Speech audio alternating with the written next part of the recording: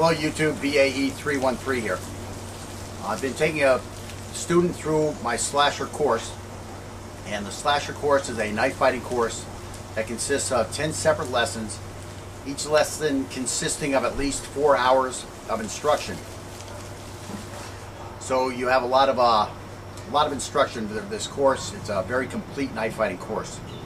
We're about halfway through at this time, and I have been filming all of our progress up to this point, and it's a big project, and I'm going to put it all on YouTube for you to get some information from. So again, an introduction. Most men think they're great lovers, great drivers of cars, and shooters of guns. The fact of the matter is that only about a single-digit percentage of men are actually performing these with a high level of capability. A similar assumption is made when a guy gets his first knife or learns his first knife fighting technique. All of a sudden they think, I'm the man when it comes to knife fighting. Well, in actuality, you're far from it. What we're going to do here is we're going to take you from the very beginning, just talking about some theory of knife fighting, and we're going to take you all the way through to where you will be a complete knife fighter at the end. Again, this takes a lot of time, and you will learn what it's like to be a real knife fighter if you go through this entire course. Again, we do have the disclaimer, which we will be showing during the introduction, and you do have to be careful when you're doing this stuff. Again, the video will deal with how we teach a slasher course to our students. The goal of the course is to introduce a knife fighting system that will be valid in a real knife fighting scenario. The manual or the course is arranged in a systematic fashion where the drills in the beginning lessons will build a foundation that is required to support the more advanced concepts that are introduced in later lessons. Oftentimes, a skill set introduced in an early lesson will be contrary to how we will do it when we get to the end. However, those skills that you learned in that early set are required for you to build the more advanced stuff. So you have to go through the whole course. You can't just start at the end, because then you're just like the karate guys learning a technique for one situation. Again, many situations come up in knife fighting. There's different types of ways that people fight, and you need all of the skills to be able to handle all the different situations. If the early material is skipped in favor of the advanced material in the back, then you're only, again, learning specific techniques for specific situations.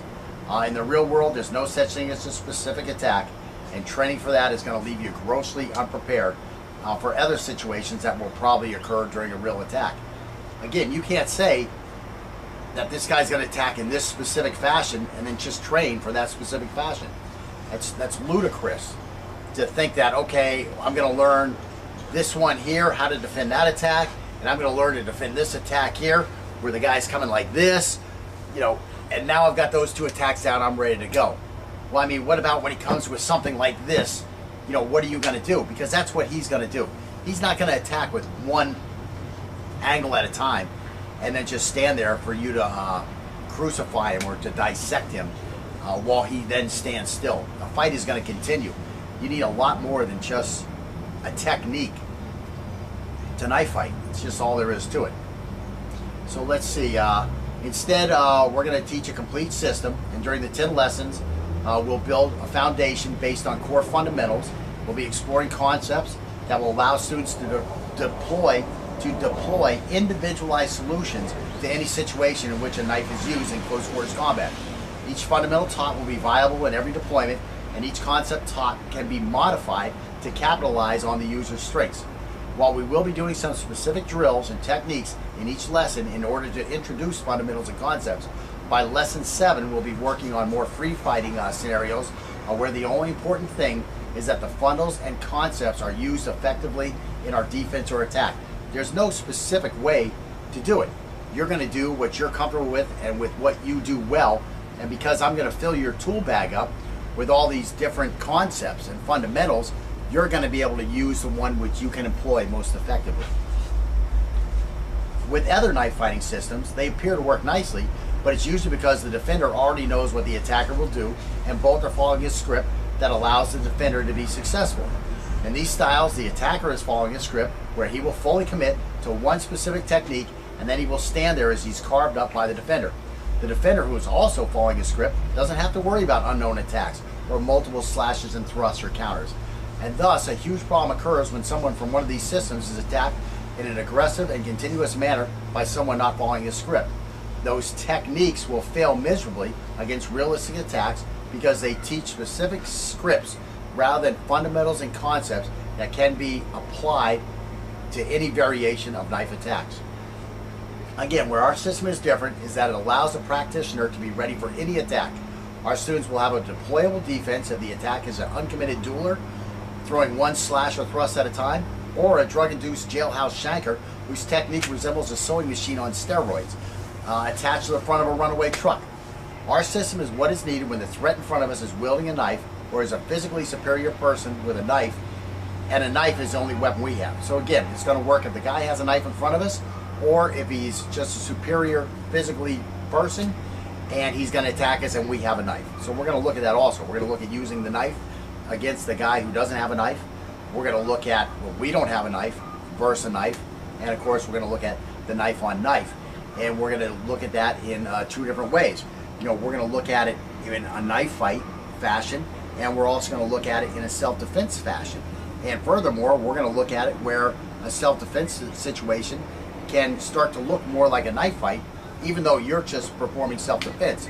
Something can happen where this guy moves a certain way, and all of a sudden here we are dueling. Well, I still can't get to that door over there, or I don't feel I can successfully run away without this guy attacking my back. Well, I have to continue to fight to defend myself. And we deal with all those concepts and all those variations in this course. So before we get started, we're going to need to introduce some terms that will be used repeatedly in the course. And I'm going to have to fill in at this point. I've got that, what I did with my student, and we'll look at some of that stuff so you have an understanding of that before we get started. And from there, let me talk about training knives. We do need training knives while we're doing this. The training knife is very important. You have to be able to protect yourself and your partner, and you still have to be able to perform full blast techniques. So we talk about training knives in my training knife video. You can go back and look at my training knife video. But again, you need to think about what type of training knife you're going to use if you are going to train in knife fighting. Again, what I prefer is a piece of rubber hose. And let's see. Again, we have our disclaimer coming up, and go ahead and do pay attention to the disclaimer, and then we'll get on to the course with the next videos. Again, I'm going to be labeling videos / your course video, and we're going to go 1 through however many videos it takes. So if you just follow by the video number, you'll be able to keep up with the course, and then after that there will be a slight description of what the video will actually entail. But again, watch all the videos. I mean, if you're going to consider going through this course because you're a certified instructor, or because you have a certified instructor to walk through the course with you, do follow all the videos. I mean, if you're going to watch it and just decide, you know, how this might help your course that you teach, again, watch all the videos. There's a lot of material. I am going to try to cut down on some of the drills so you don't watch every single repetition of every drill that we do. But again, a lot of times while I'm working with the student, you know, I point out some specific things to help them out with the drill. So there is some teaching going on while we're just going through these drill reps. So watch those too. I think it's going to be a good video series, and I hope that you enjoy it. Before we get started, we need to introduce some specific terms that will be used repeatedly throughout the course. And the first one is the OODA loop. OODA loop refers to the steps everyone must take before attacking or defending. The acronym OODA refers to, the O is for observation. So first we have to see the attacker, or we have to see the attackee if we're attacking. It's using our senses to know where the other guy is. So I mean, it could be smell, it could be hearing, it could be sight, but in general, you know, we want to see this guy. So that's the most important one, is our visual orientation. I mean our visual observation. The second O is for orientation, meaning that we must be in a position where we can attack or defend. D is decision, meaning we have to use our mind to figure out what we are going to do. And A is action, meaning we have to put our decision into motion. Anytime we are closer to taking action than the other guy, or anytime we can do anything that forces the other guy to move back a step in the OODA loop, then we have a greater opportunity to control the confrontation. So in other words, let's say this guy is thinking about, okay, I'm going to pull my knife out and stab this guy, and all of a sudden you do something, you move in a certain way, or you change, you put your hand up in his face like this. Now he may forget about the knife here, and he may say, oh, I got to get this hand out of my face. So now he's going back to the orientation. What am I going to do about this hand? So now he's not thinking about deciding how to attack us, and he certainly isn't getting ready to attack us. He's back in this thought process. And if while he's doing that, now we're getting our knife ready, now we're way ahead on the OODA loop because we pushed him back. Okay? So there's different things we can do to manipulate that OODA loop and get ahead on it. Let's see, the fighting center. Fighting center is an imaginary line that extends directly from us to our opponent, or the threat, and extends as far away as we can make an effective contact. So again, once I have a knife, my fighting center is longer. Okay. Once I have a stick, my fighting center is even longer. Once I have a pistol, my fighting center is even longer. Once I have a rifle, my fighting center is even longer. Now I have an artillery piece. My fighting, it goes all the way from the micro all the way up to a big macro. So it can cover everything. Same with OODA loop. This is something that came from the War College in Washington, D.C. Okay, so the center line could be frontal. It could be right here, or it could be flanking. The guy could have me flank to the side, or he could take my rear. It could be back there. That's the most advantageous for a guy I'm fighting, is to have the center line going out my back towards his center here. Okay, so let's see. Those are center lines. So we have an angle of attack. We have fighting center. And then we have our center line. So what I want to do is I want to keep my fighting center on the center line, and I want that center line to be away from his, as far away from his fighting center as possible. So again, the fighting center offers us the most offense and defensive opportunities. The center line is a line that runs from the base of our fighting center directly to the base of our opponent's fighting center. So again, just to stand up again, stand up here so we're just both in this thing here. Let me turn this a little bit. Okay, so fighting center that goes directly from here to here. This is a center line. This is effective for both of us, okay? It's the least effective for our defense. Now if he turns this way, the center line is still here, but my fighting center is on the center line, so I'm flanking him. Again, if I can get behind him, now again the center line is here, but again my fighting center is on the center line, so I have the most effective position. And because his fighting center is as far away as it can be from the center line right now, he's in the most dire situation. Okay, so go ahead and grab a seat. Okay, let's see.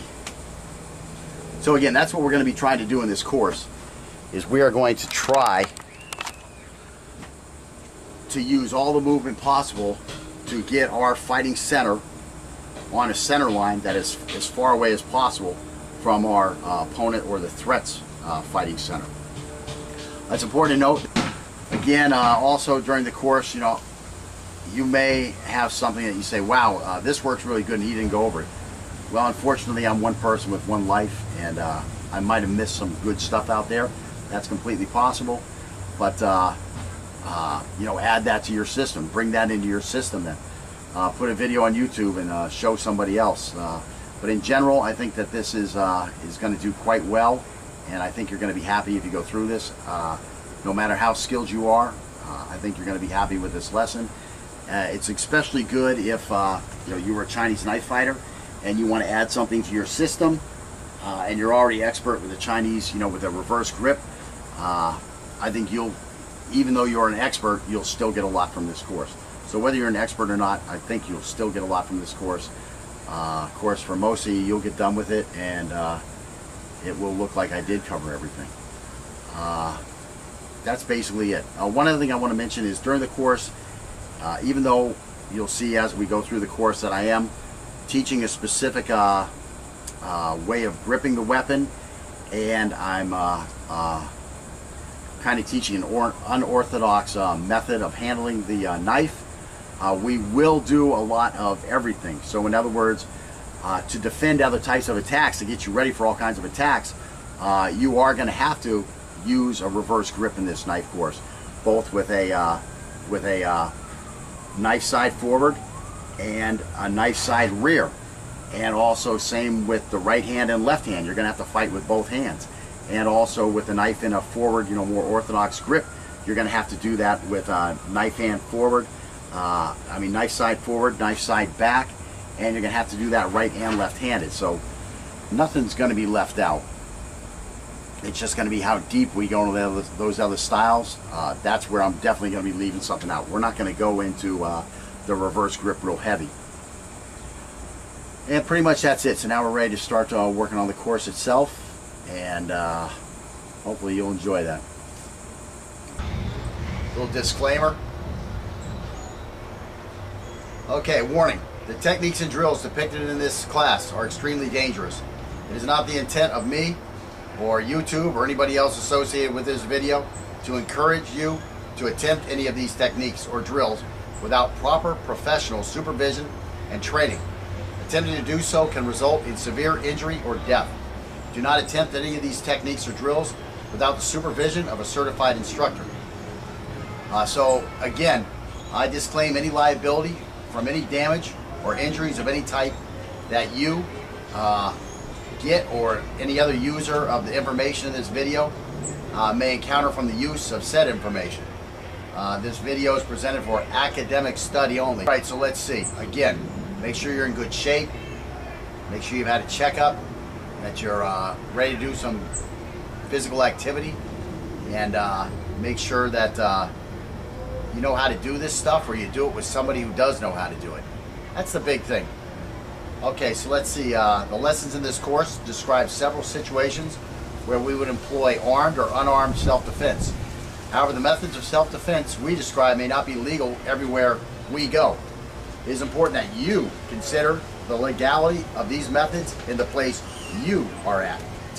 We consider it highly prudent for you to become informed on the laws of armed and unarmed self-defense wherever you find yourself.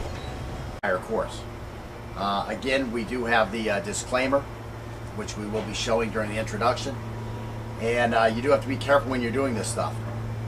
Again, the video will deal with how we teach a slasher course to our students. The goal of the course is to introduce a knife fighting system that will be valid in a real knife fighting scenario. The manual or the course is arranged in a systematic fashion where the drills in the beginning lessons will build a foundation that is required to a big project, and I'm going to put it all on YouTube for you to get some information from. So again, an introduction. Most men think they're great lovers, great drivers of cars, and shooters of guns. The fact of the matter is that only about a single-digit percentage of men are actually performing these with a high level of capability. A similar assumption is made when a guy gets his first knife or learns his first knife fighting technique. All of a sudden, the more advanced concepts that are introduced in later lessons. Oftentimes, a skill set introduced in an early lesson will be contrary to how we will do it when we get to the end. However, those skills that you learned in that early set are required for you to build the more advanced stuff. So you have to go through the whole course. You can't just start at the end, because then you're just like the karate guys learning a technique for one situation. Again, many situations come up in knife fighting. There's hello YouTube, BAE313 here. I've been taking a student through my slasher course, and the slasher course is a knife fighting course that consists of 10 separate lessons, each lesson consisting of at least 4 hours of instruction. So you have a lot of instruction to this course. It's a very complete knife fighting course. We're about halfway through at this time, and I have been filming all of our progress up to this point, and they thank I'm the man when it comes to knife fighting. Well, in actuality, you're far from it. What we're going to do here is we're going to take you from the very beginning, just talking about some theory of knife fighting, and we're going to take you all the way through to where you will be a complete knife fighter at the end. Again, this takes a lot of time, and you will learn what it's like to be a real knife fighter if you go through this entire